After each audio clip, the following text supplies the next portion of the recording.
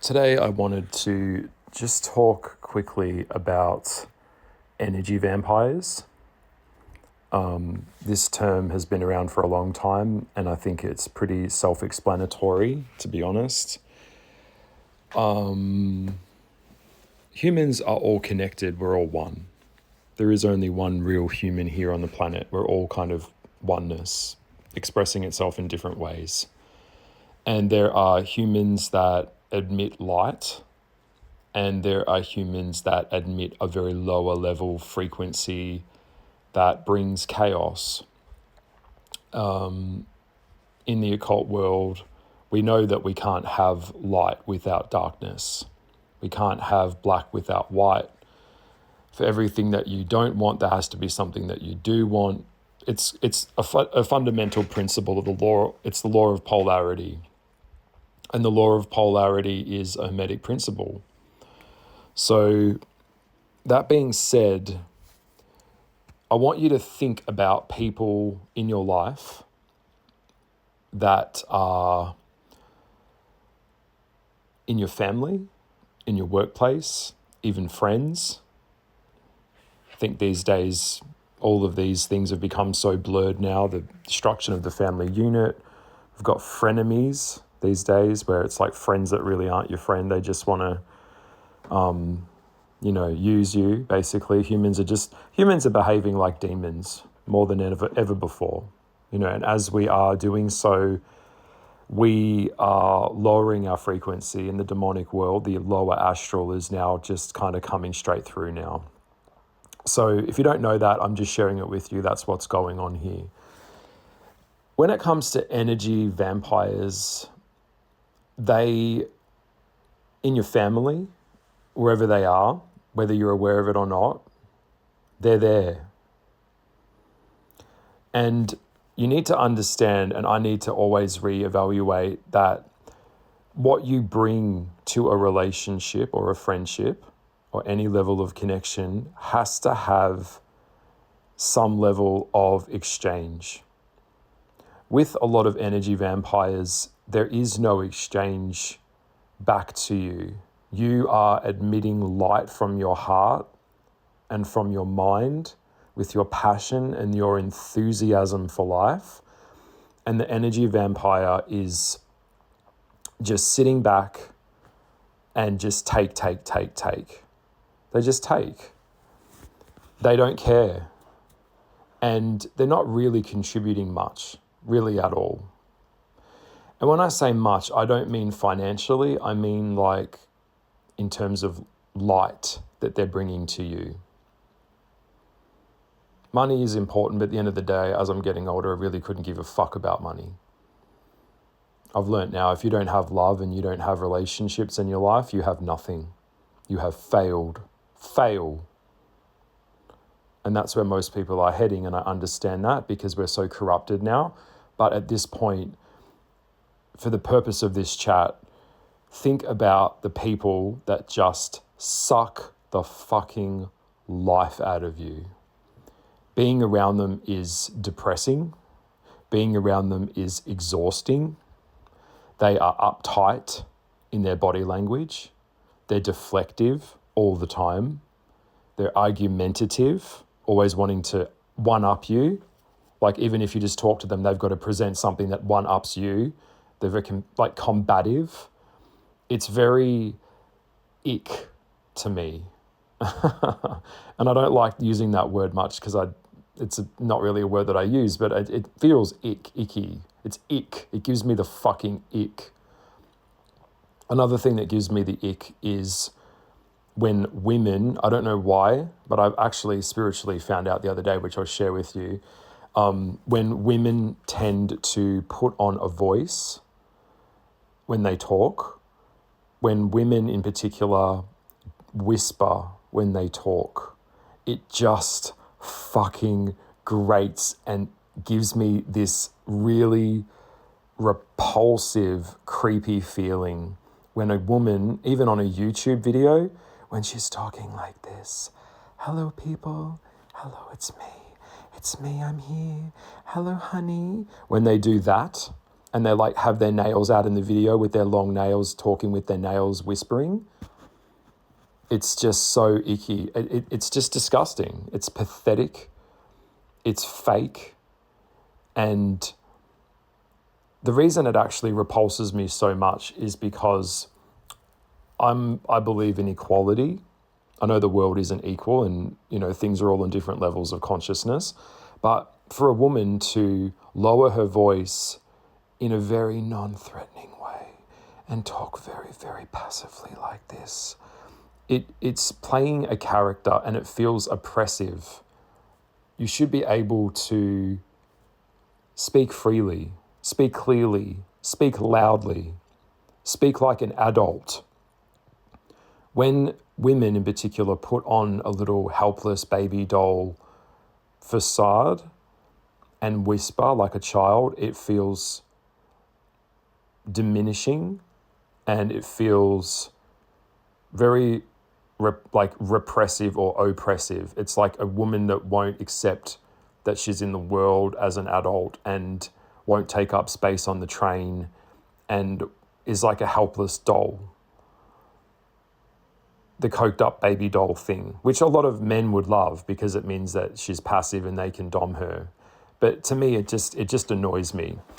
Okay, so side chat there. That's why I don't like it. And spiritually, I had someone explain it to me the other day because it represents the physical embodiment of oppression.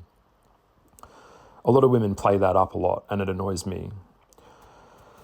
When it comes to energy vampires, think of it like this. You're bringing light into the world. And there's no shame in that. Don't be ashamed by being a light bringer. We need to shine light on darkness. Okay, so light to me is illumination. It's bringing light onto a subject or a topic that we don't necessarily want to look at or see. And a lot of people like to live in the dark because it's convenient and it's safe and it's all they've ever really known.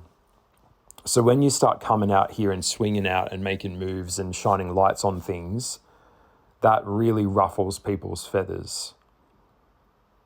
And they get very upset with this. They don't like it. It's a threat to them. I'm a light bringer. The name Lucas means light bringer. Bringer of light, bringer of wisdom, bringer of knowledge. In the occult world, we know that Lucifer was the light bringer, the wisest and the most beautiful of angels, but Lucifer had not integrated love in wisdom. And wisdom and pure unbridled knowledge of all things without love is very dangerous. Okay? When you are a light bringer, you attract a lot of people that cannot generate light of their own, or people that are sick, people that are mentally ill, and you get a lot of insects. Think of it like a bug catcher in a way. I know that's not the best analogy, but something that's shining all this light out in the dark, all of these disgusting little insects and all the roaches and creepy crawlies and all of these very parasitic little entities start coming around you, because they come up from the depths of the darkness of the lower astral in the form of humans a lot of the time to feed off you. It's a vampiric nature that energy suckers, vampires, they feed off another life force to sustain their own damn life force. I get a lot of stalkers. I don't ever talk publicly about this, but I have been stalked most of my life by men and women, which is really scary. When the show Baby Reindeer came out, I had to stop watching after getting halfway through the first episode, because that level of stalking and that level of being watched and someone trying to insert themselves by force over you or into your life is all too common to me. That's why I have a very, very strong boundary system around me. And I'm advising everyone, and you, if you're listening to this too, you have to have a level of boundary. You have to, because energy vampires and these parasitic humans, they don't want to grow, they don't want to develop, they just want to suck the light out of you. We know that in the body, in the occult world, the heart is the generator of the most light and heat in the body. And we know scientifically that people that see life as in a combative way, or something that they have to, like they see life as a challenge in the sense that it's like another thing they have to overcome that's going to destroy them in a defense mode, their light is a lot less in their heart chakra and in their heart. Like physiologically, people that are really negative and really whiny and bitchy, they have a lower frequency, and it also has been documented scientifically about their energy levels in their body. That's why I go for people that they may not have a plan, but they have passion, they have enthusiasm, they have a zest for life. All right? So I go for people that have passion over people that have a plan, because there's people out there that are more successful than anyone. And they didn't have a plan, they just started and they just jumped in and just brought their passion to the table. Passion and perseverance can override no plan. The ones that are very methodical, very scared, they're just watching others, they're very voyeuristic, they don't date, they don't fuck, they don't go out. They're afraid, they're scared to be out in the world. They're scared to partake in the world. They've got this attitude where they're entitled, and they think that they have this attitude where things should just come to them with very little effort. And that's why these types of people put themselves or position themselves over the top, or manipulate people that bring light and passion, because they can't do it themselves. And they get around them and lock themselves on to other people that bring that light, so they can suck the life out of them. So you're always initiating everything. You're always leading everything. You're the one who's always orchestrating everything. It's like they're sitting back at a table. Think of it this way. It's like a big, long table, and they're just sitting at the head of this table that you've created for them, and they're just taking a piece of cheese. They're just reaching over and just taking a piece of bread and eating it and just sitting there. What are they bringing to the table? What have they contributed energetically to the table? Are they exciting? Are they innovative? When I'm around a person, I want to feel invigorated. I want to feel illuminated. I want to feel passion. I want to feel some level of fucking positivity. A lot of people these days, and you can probably relate, being around them is just fucking exhausting. It just sucks the living life force out of you. I've had people, and I can't go into this legally, but I had a person that basically was a succubi character that was over the top of me in my life for nearly 15 years of my life. And they sucked the life out of me. Very uptight, very defensive, very argumentative. Just no love, no light or energy or heat. Fire. I'm a fire sign. I'm a triple fucking fire sign.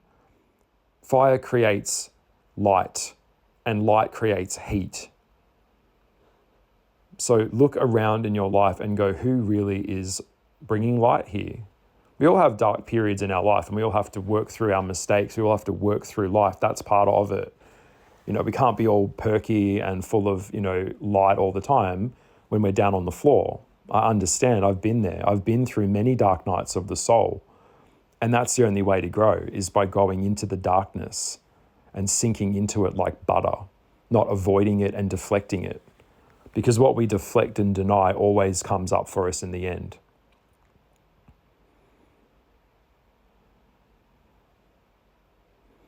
A lot of people copy other people. They want to be them. They emulate them. I'd make a tarot card deck, and then all of a sudden friends of mine were making tarot card decks too. I don't see that necessarily as copying as such. I see it as inspiration. I love being inspired by people. I hope these videos that I make inspire you too. There's a difference between getting inspiration, and then there's a straight up difference between just emulation. All right, so be very, very careful who you attach yourself to. And we all create hooks with people. Energetic links are sent out. You don't know this, or you may not know it this way, but let me share it with you. As a witch, as an occultist, as a wizard, or whatever insert word you want to put on it, we're all putting out hooks like fishing lines. And those fishing lines attach themselves to people. And they get you like a fish on a hook in its mouth. So the more people that reach out to me and connect with me, and the more people that try and get their hooks into me, I have to check that quite often, and I have to do cleansing cutting. I have to do cleanse cord cutting. If I don't respond to you, it's because I don't want to. You can't enforce yourself and stalk someone and follow them and make them bend to your will. That's not love. That's desperation. Okay? So it's really important to know that, energetic cords fade. Sometimes you might want to connect with someone and they're not up for that. They're not ready for that. They're not in that space in their life right now. And the best way to get over it is to accept it. So doing readings all day, like at the end of every night, I have to cleanse my room. I have to cleanse my brain. I have to go out to the beach. I live near the ocean now, so I can go get in the sea every day. The water, the sea just sucks a lot of this off of me. I release it all back to the sea. When I do my readings, I am in there, I go in there, I get the reading done, I get that chart report done. And some of these charts, there's a lot going on in these charts. Once I'm done with it, it's done. I close it down and I don't think about it. I don't go back to it. It's done. I don't want energetic hooks on me.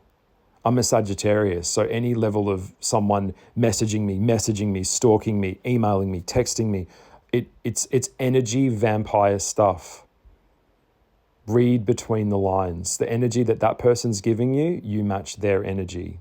If you're just giving, and they're giving nothing back, then it's time to work out an exit strategy for that person from your life, or you fuck them off. Okay? Energy vampires are full of excuses, and they're full of shit. They've got an excuse for everything. A lot of them don't have good health. A lot of them drink. A lot of them smoke. A lot of them look very sick, energetically and physically and spiritually.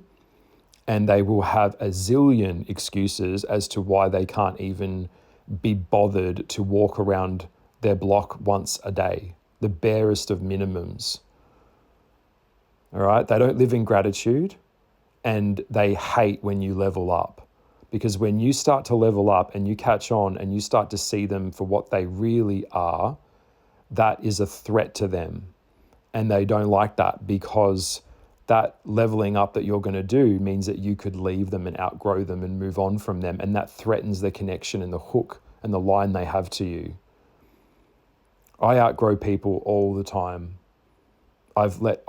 This is a strange thing, just coming from a Sagittarius, triple Sag here on a cusp of the Scorpion.